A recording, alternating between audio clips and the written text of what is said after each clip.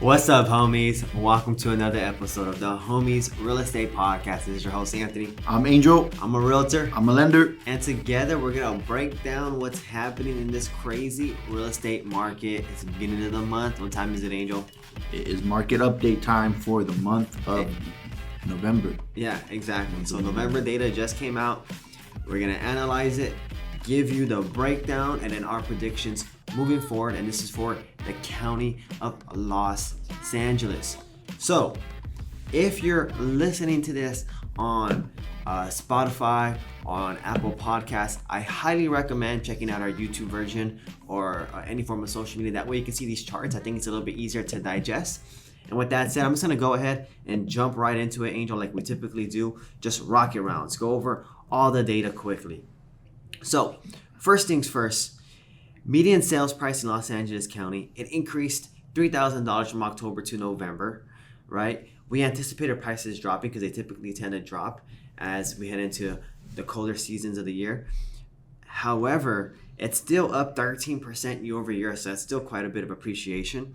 When we look at the number of listings right now has decreased about 1,000 or about 600 less listings than we had the month prior. Expected, right? As we head into December and January, those are the times of the year that we had the least amount of listings.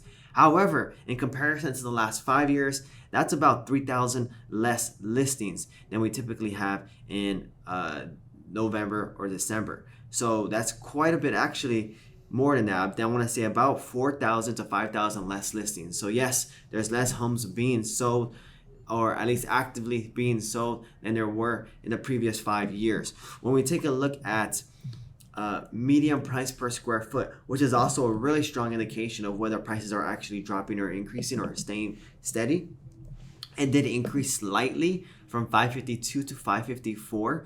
It's only increased about $6 since June. So that's really good news that we're starting to see prices start to plateau when it comes to a price per square foot basis. When we look at inventory month supply, now if there was no more homes listed in Los Angeles County, it would at this very moment take 1.6 months for the current homes on the market to be sold. In a balanced market, that's about 5 to 6 months.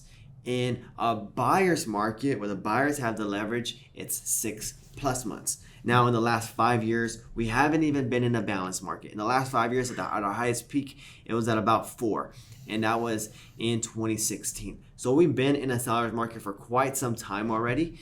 However, it went from peaks of 4 to now 1.6, which is the lowest that we've ever had in Los Angeles County. Homes are flying off the shelf.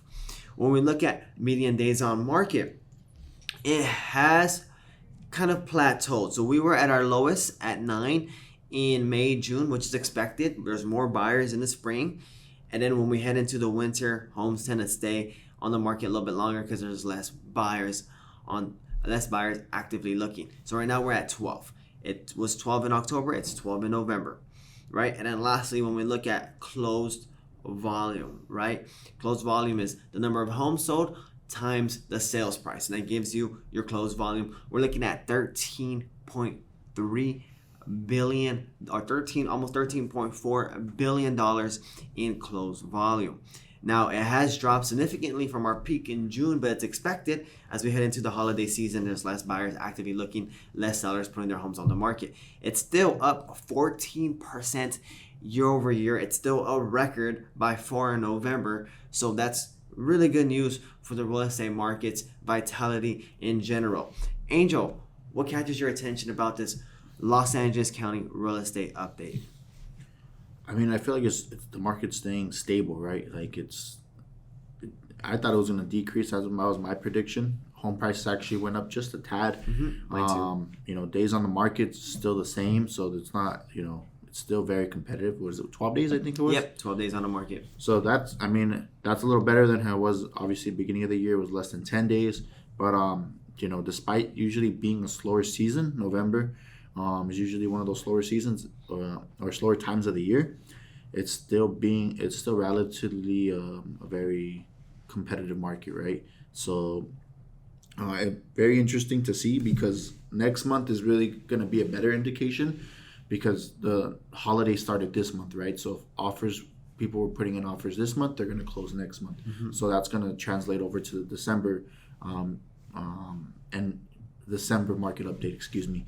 So, but nevertheless, very, very competitive still. So that's a good sign. I mean, I think for everybody, right? The list for you sellers, it's a good thing. For you buyers, yes, it's still competitive, but it's still showing that, the 12 days is better than 9 days, right? It's not getting worse. It didn't really get better, but we don't want to get it worse anymore for you buyers, because it's definitely competitive. But yeah, it's a lot of I think good signs for both buyers and sellers. Yeah, absolutely. And I kind of want to reiterate some of the points that Angel made for the good signs for buyers. So some of the good signs for buyers is that median days on market, it's still 12. It's a lot better than 9. Trust me, those extra days count, right?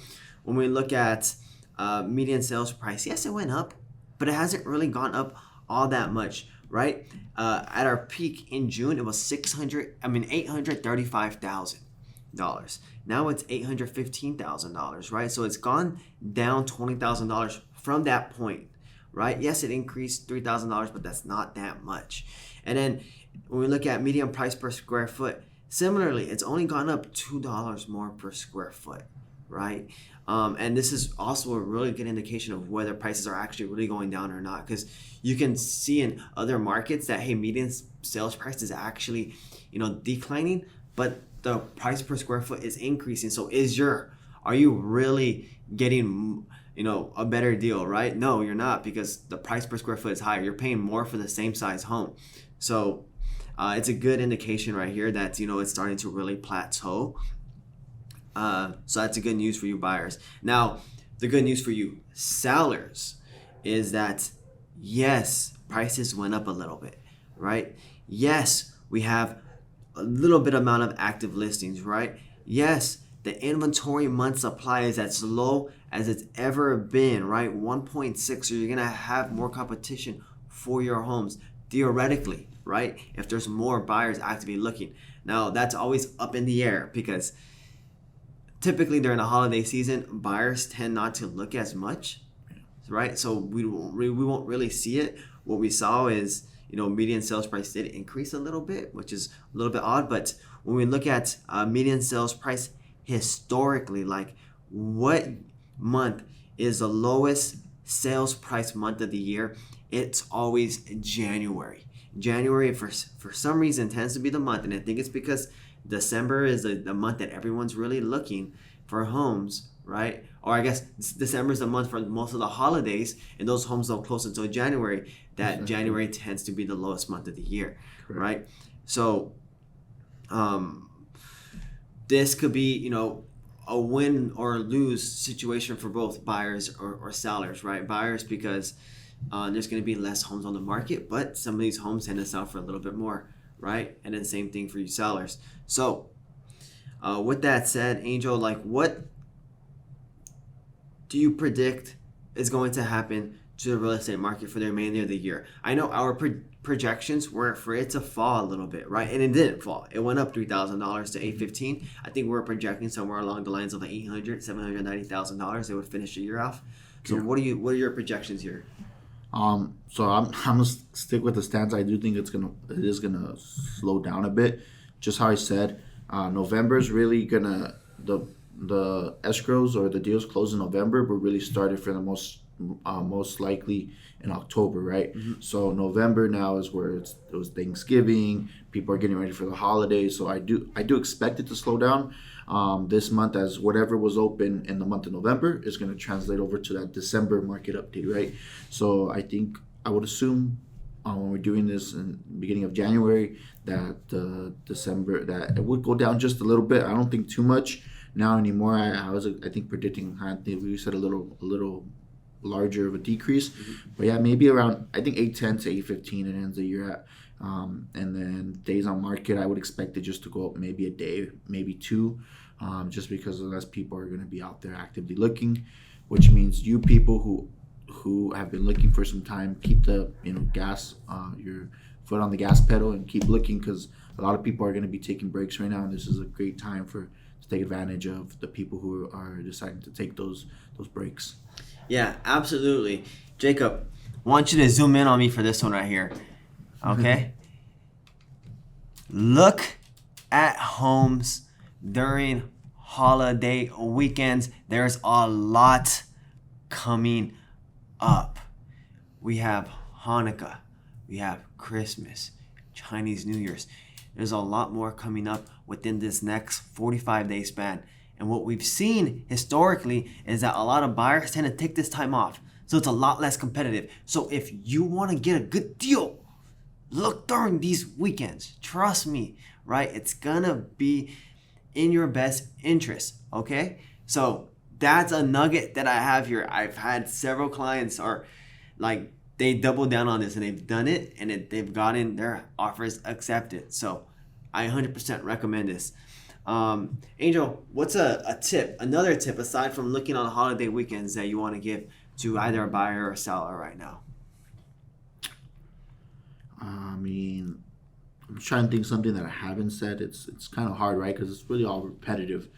But I would say, I don't even know. I should have had one ready. I knew you were gonna ask me this. But I would just say, for you buyers, for anyone who's been with, obviously we hope that everyone has a good real estate agent, a good realtor that's out there constantly showing them. But if you feel like your realtor isn't getting the job done right, isn't out there showing you homes, isn't constantly sending you new properties, or isn't working at the pace that you want to work at, rather that's a slower pace or faster pace, right? Make sure you work with a realtor that works the way you want them to work, right? Me as a lender, Anthony as a realtor, our job is to work for you, right? Some people want to take their time. Some people want to be on, have the foot on the gas pedal and be out there. Just be with the realtor that's out there really having your back and supporting you throughout this whole process the way you need to be supported and backed, A lot of times you could have a pushy realtor that's pushing you into homes that you truly don't want, right? But they're making it seem like you need to get this home, or maybe you have a realtor that's constantly out every weekend doing stuff that you're not doing their job, right? Not servicing you as the client. So make sure you have a realtor that's constantly looking out for your best interest, constantly ready to work when you want them to be there. Absolutely. I can't emphasize that enough. Availability is one of the biggest factors when it comes to finding your home, right? And if your realtor is not available for you, is not putting in the effort for you, by all means drop them, right? There's going to be so many realtors that are going to be doing right by you, right? And excuse me to cut you off, same for your lenders, right? Like, I've gotten so many deals because the lenders dropped the ball, right? Mm-hmm. Lenders can give you whatever interest rate. Maybe their interest rate might be a little better than mine, right? Or maybe they may be in the business 10, 20, 15 years more than me, whatever the case may be. But if they're not available for you when you have a question, hey, what's my payment on this? Or, hey, what does this mean? What does a loan contingency mean? What does an appraisal contingency? If they're not able to answer your questions when you need them, what's the point of having them, right? What's the point of working with them? Interest rate is obviously important. Everyone's out there. We want to give you the most competitive rate. But along with interest rate, customer service is a big thing. And it all depends. Every individual is different. Some people don't ask any questions. They just go with the flow. And in that case, maybe that lender works for you. But if you're one of those people who always wants to ask questions, wants to know the details, wants to learn during the process, make sure you're with a lender and a realtor that are willing to teach you, of course, in the most simplified and easiest way possible, the process of buying a home, right? And that's what they should be there for. That's what I know me and Anthony are here for when we help our clients. So make sure you find somebody who's constantly, whether it's a lender or realtor, is able to answer your questions, not only give you the answer, but not give you just an answer that you don't understand, right? Something that you can comprehend and something that makes sense to you. Absolutely. That's a really good point, Angel. And that actually leads me into something that I want to say directly into the camera, because I want this to be cut up into a little reel. Create a game plan with your realtor and your lender, right? And it's a game plan that's tailored to how you want to view homes. Availability is one of the biggest factors in you as a buyer finding your dream home. If your realtor isn't actively sending you homes and you want them to actively send you homes, if they aren't actively showing you property or recommending homes over to you and you want them to do that, by all means, drop them, right? Because at the end of the day, you have to look out for your own best interest. You're not, hey, I want to do right by my realtor, right? I want them to get the commission. No, you have to do right by yourself, right? And if they're not servicing you the way you deserve to be serviced, by all means, drop them. There's a handful of realtors out there that would love the opportunity and that would service you directly how you would want to be serviced. So yes, Jacob, please cut that up because I want people to hear that 100%. And I really recommend you creating a game plan. I create a game plan with all my buyers, right? And I reach out to them every single day. I send them a home, right? Or one of our agents sends them a home every single day. And if they ask us to scale it back to once a week, we'll do it once a week. If they ask us to scale it back to once a month, we'll send it once a month. But we're always creating a game plan with our buyers and being 100% transparent so that they know exactly what type of customer service experience they're going to get. And it's very consistent across the board at the Luevanos Group, the way we've created our systems and processes. And also one thing to mention for you people who come to get qualified that not necessarily aren't ready to buy now, if you go to a lender and a realtor and they just leave you out to dry just because you're not ready, right? Make sure you talk to somebody else because there's going to be realtors and lenders that are going to help you and guide you to be where you need to be, right? It's not necessarily we can tell you, okay, just do this and that, and in a month you'll be ready. Sometimes that's 6 months, sometimes that's a year, but make sure you're working with somebody. Even if you're not ready now, they're going to put you in the position to be ready when that time comes. Absolutely. So me and Angel just poured our hearts out there for you, homies. I hope you guys took some nuggets there. I mean, all in all, it's a great time to purchase. Of course. There's gonna be a lot less buyers looking. Historically, prices tend to be lower at this time of the year. So let's just follow the history. History tends to repeat itself. With that said, homies, thank you again for joining us for this podcast. We're gonna push out the Orange County one coming up next. Orange County is a different monster. It really is. So don't think because LA County is so close to Orange County, we're gonna have two very similar markets. Nope, we learned that the hard way before. So you guys, thank you so much for joining us, homies. I want to wish you all the best. Angel, where can we find you? At Your Mortgage Angel on Instagram. At Your Mortgage Angel on Instagram. That's it. I want to wish you all the best. Take care. Stay safe. Hey homies, it's Anthony. This podcast contains my opinions and is for educational purposes only. It does not guarantee any projections and should not serve as a basis for any purchase or sale in real estate.